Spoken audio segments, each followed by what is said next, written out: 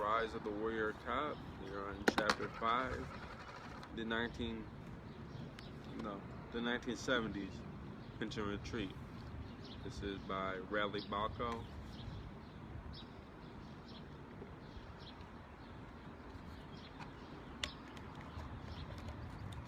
So as I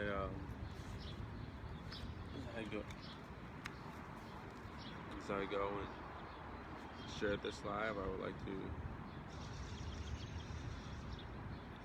reiterate the same thing to everybody else. Go ahead and share this live, whether you're reading it or listening along right now.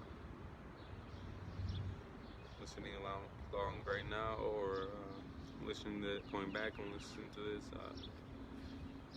Share this live. Your headphones on.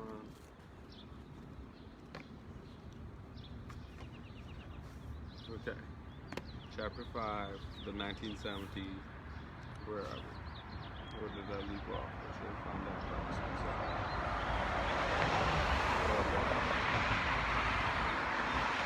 Right around here.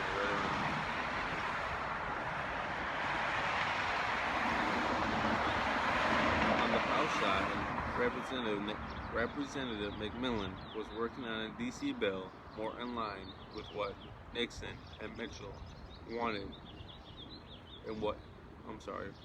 On the House side, Representative McMillan was working on a D.C. bill more in line with what Mitchell and Nixon wanted than what had come out of the Senate.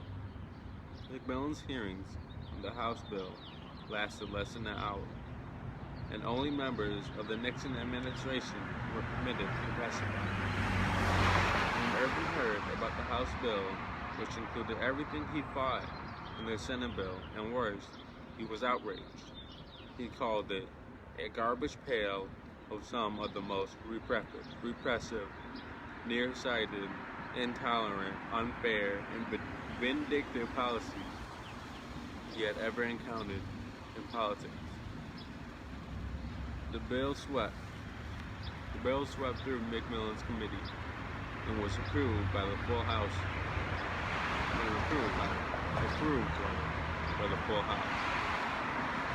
It would be up to a conference committee to decide which version of crime control would be imposed on Washington, D.C.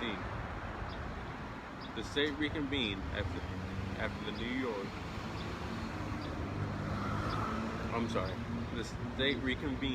New Year for a blitz of important votes. In the chaos of the Great Crime Bill orgy of 1970, many senators would vote on bills that took predatory swipes at civil liberty protections dating back centuries, with little knowledge of what was actually in them. Senate Majority Leader Mike Mansfield, the highest-ranking member of the Senate after the Vice President, was typical. Mansfield said at one point he was so overwhelmed he'd just given up trying to figure out if some of the laws he was voting on were constitutional. One second.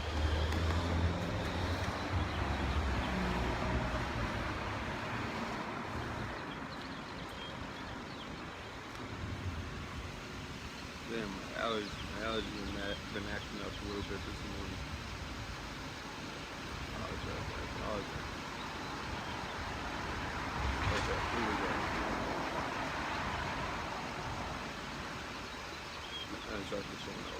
Mansfield said at one point that he was so overwhelmed he'd just given up on trying to figure out if some of the laws he was voting on were constitutional. He said he'd just vote for them, and all of them. He would just vote for them all and let the courts figure it out.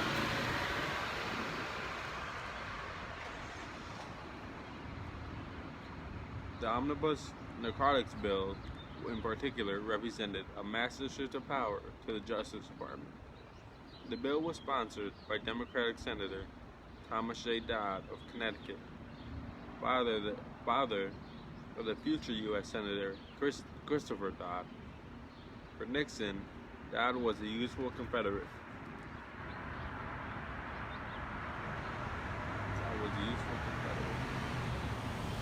That he was a Democrat from New England, helping with building coalitions. He was also a former federal prosecutor who had participated in the Nazi trial in Nuremberg, and he had chaired subcommittees hearing on LSD that led to federal prohibition of the drug. Hold on, give me one second.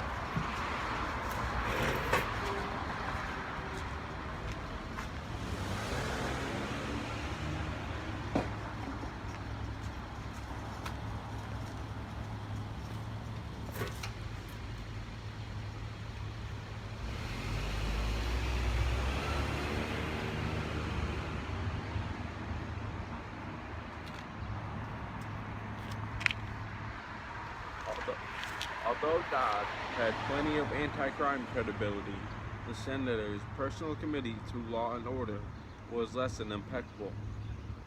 3 years earlier, he had been censored by the Senate. He had been censored by the Senate for diverting campaign funds to his personal bank account. But that was all the more reason for him to cast his lot with the crime boss.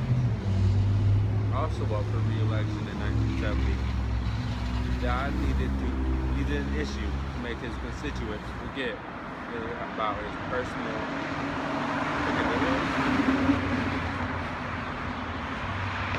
He probably thought he'd find it with crime and drugs. Such a Harrison Narcotics Act of 1913, the federal government's authority to regulate illicit drugs have been more limited.